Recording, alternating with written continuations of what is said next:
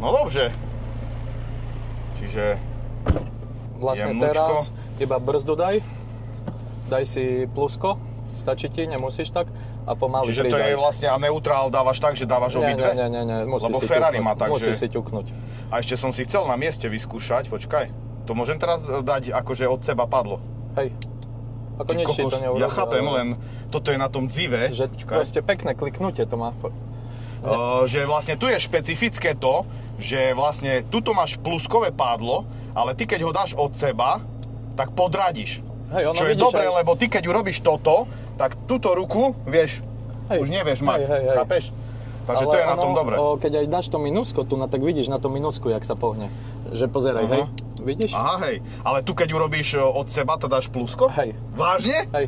Čo ty si? Čiže teraz máme normálne auto. Ty kokos, extrémne nízko sa tu sedí. Druhýkrát v živote šoferujem McLaren. Ty kokos.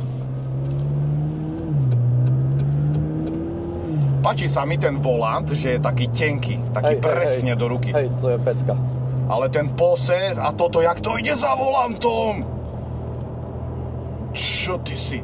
Veď tu robíš, že milimeter. No. Viem si s tým predstaviť ísť na slalomovú jazdu. Ty kšesku máme hodenú, hej? Hej. A presne preto, keď máš nejaký koľaj alebo dačo, ti stiahne celý volant. Tak toto je, že extrém. Toto, že masakrálne to je. Ty kokos, a tu ide 60, len milimetrik stlačíš plyn a už normálne ti akceleruje. Hej. A strašne problém je... auto, som si chcel vyskúšať brzdy. Hej, strašne problém je toto tu ukorigovať si tú rýchlosť, lebo to ideš a nevieš, že ideš. Teraz keď ťuknem do padla, tak mi hodím manuálnu prevodovku? Či musíš? Môžeš aj tak, ale bude si stále radiť. Ale keď chceš, že čisto manuálnu, musíš ju tu zopnúť na... Tak mi ju prosím ťa zopneš? Dám Či nedávaš tak? Už dal si rovno teraz režim, hej? Hej. A máš čisto manuálnu.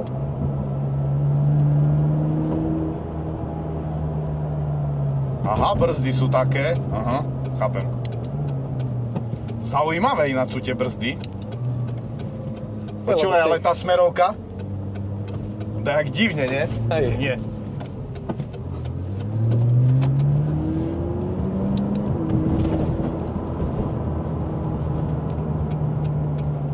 Ty kokos. Brutál, a jak hladko to radí. Hej. Úplne hladulinko. Ale za streku, keď ideš pod plynom, vie to veľmi pekne kopnúť.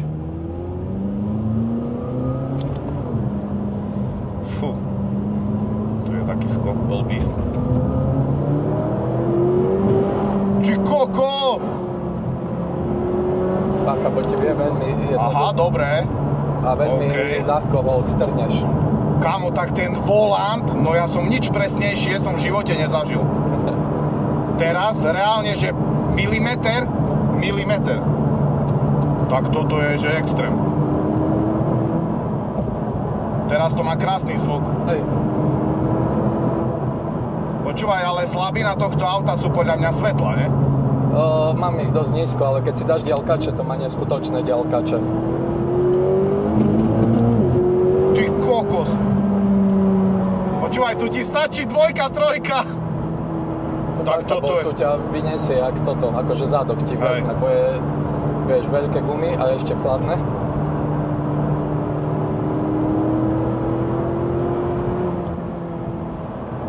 Tak ten volant je, že masaker. Krásne to ťahá. Krásne. Ani nemusíš to, vôbec to nemusíš vytáčať. Vôbec to nemusíš vytáčať, ale tu je naša zakruta.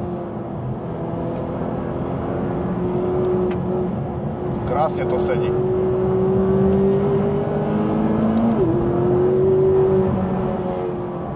Dobre to je ináč ten zvuk. Fú. Taký decentný. 24 stupňov majú pneumatiky. Fú, kamo, tak akože ja som dosť prekvapený. Akože reálne tu chodím do tej zákruty, že 100, tu som išiel, že 90. Ale ešte lebo proste nepoznáš to je veľmi veľká zodpovednosť a fakt ja ďakujem za túto možnosť.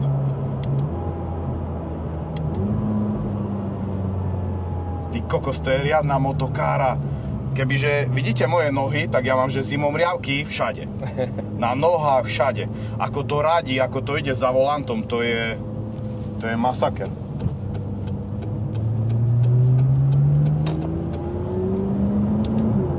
Počúvaj, a taká otázka na okruh. Si s tým nechcel ísť vyskúšať? Chystám sa na Nürburgring už veľmi dlho, lebo mám to nejaké 4 hodiny od domu. Čo si? 4,5 hodinky, len nie je čas, vôbec nie je čas. Páči sa mi ináč, že aj z Peťakoch vidno veľmi dobre. Hej. A teraz vlastne ten podvozok aj stuhne? Hej, trošku hej. Tak to som tu zvedavý, lebo tu je to také, že... No. Ešte to padlo. Ako ono aj podľa rýchlosti tuhne. Hej. Keď ideš rýchlo, tak stuhne ešte viac, ale... Ja aj to padlo, nie som zvyknutý, že... Prvýkrát som od seba podradil. Hej. Prvýkrát. Akože to musíš fakt, že si na to zvyknúť. Áno. Ale zase ja keď fajčím, tak to využívam. Normálne ciga hore v ústach, jak autobusár na karose. A ešte si pustíš cigánsky sen, vieš?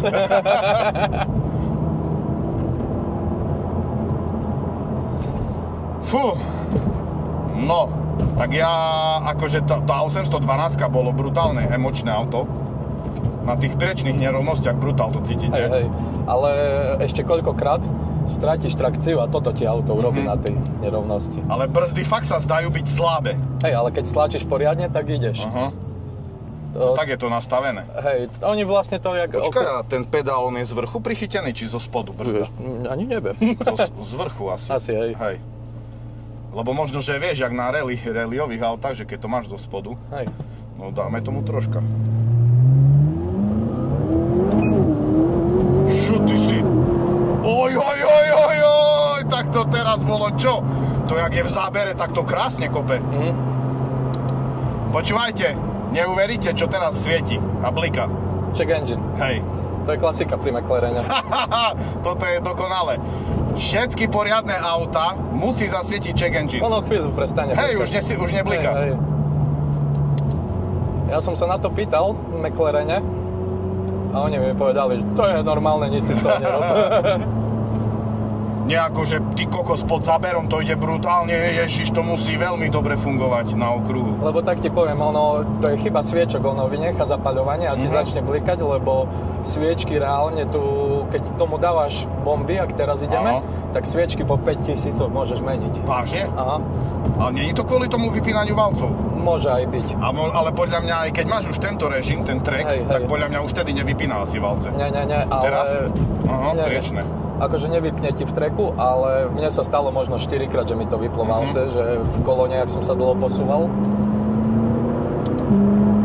Ty kde toto turbičko tam, jak bolo počuť?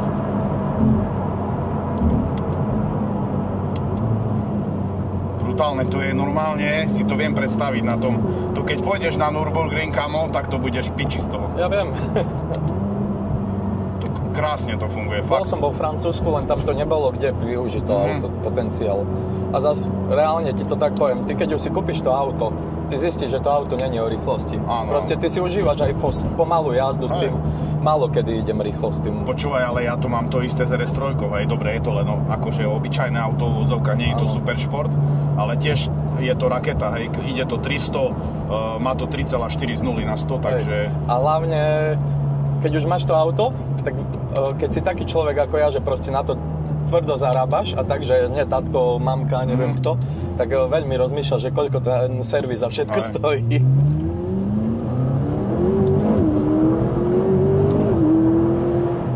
Ide to tak pekne, ináč lineárne. Hej.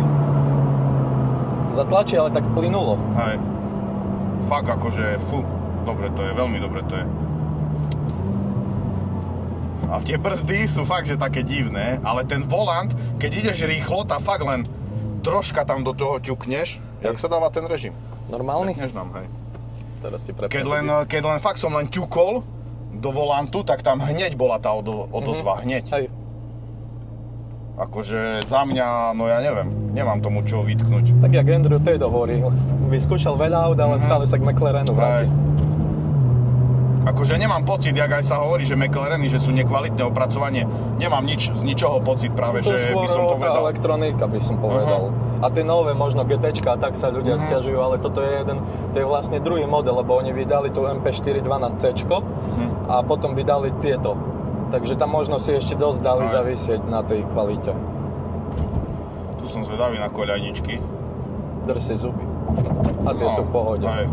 Ale cítil si, jak teraz zadok. Trošku, hej. Ho zakýmacalo do strany.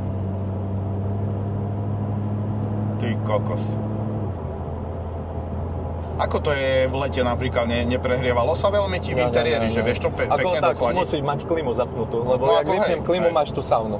Ale inak pecka. Na ľavú nohu ináč málo teraz... miesta. Hej, málo miesta je na ľavú nohu. Áno. Pripomína mi to posed, ako nikdy som nesedel, ale z videí z F40 alebo z Ferrari. Tam je to ešte horšie, sedel som, lebo tam hlavne v F40 si aj vyosený. Áno, vychylené sú pedále. Áno. Že ty sedíš vlastne viacej doľava a nohy kvázi máš doprava, ako keby. Áno, presne to Ferrari Mondial sa volá, čo chcem, tak tam si tiež dosť vyosený, takže teraz bolo pekne cítiť, jak ti ten zádok odhodí.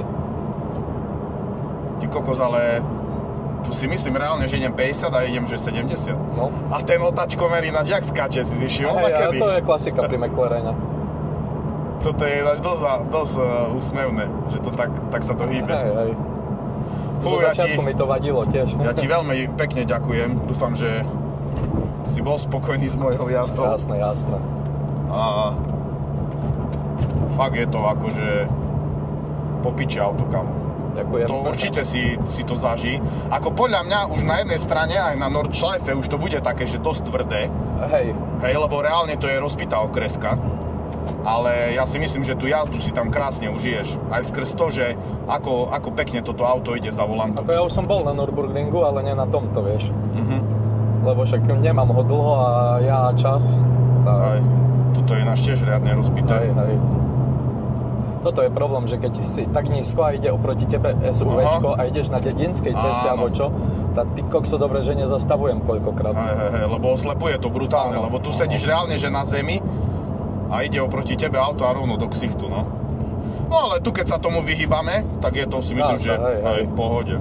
Ako paradoxom zostáva to, že vpredu je 255 guma a vzadu je 305. To je akože riadny rozdiel. Ono dávajú sa 285 až 405. Ja som dal teraz širšie, lebo som chcel vyskúšať, že čo to urobí, ale neviem, možno sa vrátim k 285-kam. Akože v zákrutách to drží lepšie, lebo tu 285-ku som extrémne rýchlo odtrhol. Ale no toto, čo sme šli tu za krutu, to už by sme dávno boli otrhnutí. A teraz vlastne pečko sa dáva... Nie, iba stlačíš vypnutie motora. A keď chceš nechať ešte naštartované? Nemusíš. Ale keď chceš, to čo musíš urobiť? Tak ja si dám neutral a tam sebe len bacha, bo tam to tlačítko tak ľubí vyskočiť. A teraz máš ručno asi. Som chcel ešte soundcheck. Fú. No mám to ja a je to, že... A pozeraj, hej, sedíš a dotýka sa zeme. Ty kokos. Ty kokos, hej. Že normálne sedím a dotknem sa s prstom, hej, zeme. Čo ty si? Máme neutrál, ne? Hej, ale keď chceš lepší... A zmení sa dačo? Teraz, keď chceš lepší, že by ťa viac otáčalo stilo. To nám stačí.